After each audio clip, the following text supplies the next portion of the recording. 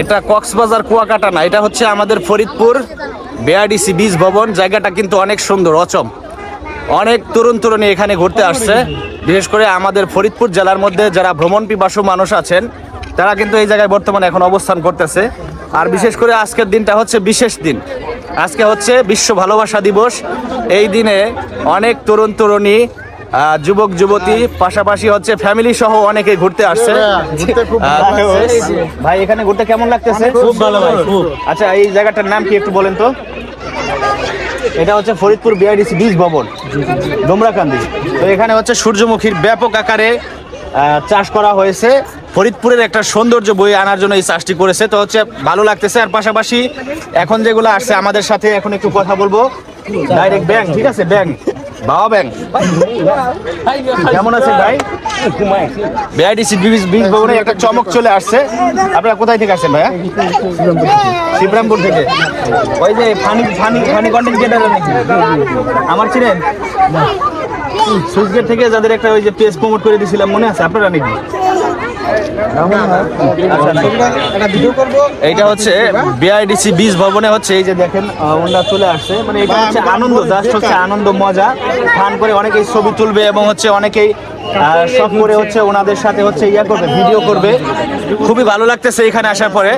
আমাদের বৃহত্তম ফরিদপুর জেলার মধ্যে এত সুন্দর একটি স্পেস, এত সুন্দর একটি জায়গা। যদি আগে জানতাম যে এখানে এত সুন্দর সুন্দর ফুল ফুটছে তাহলে অনেক আগেই ঘুরতে আসতাম। তো যাক, আজকে জীবনের ফার্স্ট ঘুরতে আসছি, ভালো লাগতেছে। ফরিদপুর বিআরডিসি বীজ ভবন খুবই সুন্দর একটি চমৎকার একটি জায়গা আমাদের বৃহত্তম ফরিদপুর জেলার মধ্যে।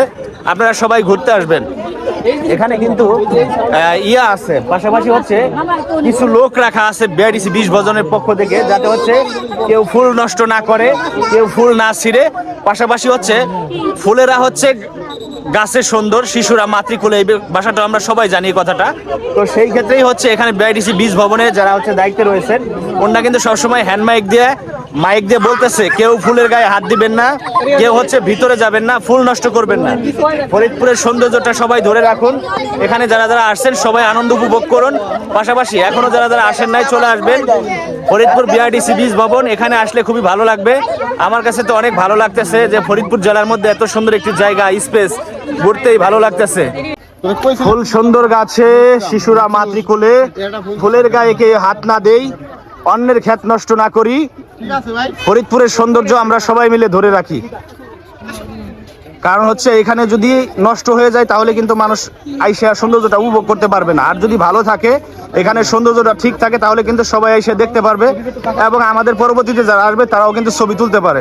সেই জন্য হচ্ছে বলি যে কেউ ক্ষেত নষ্ট করবেন না, কেউ হচ্ছে ফুলের সৌন্দর্য নষ্ট করবেন না, ফুলের গায়ে কেউ হাত দিবেন না।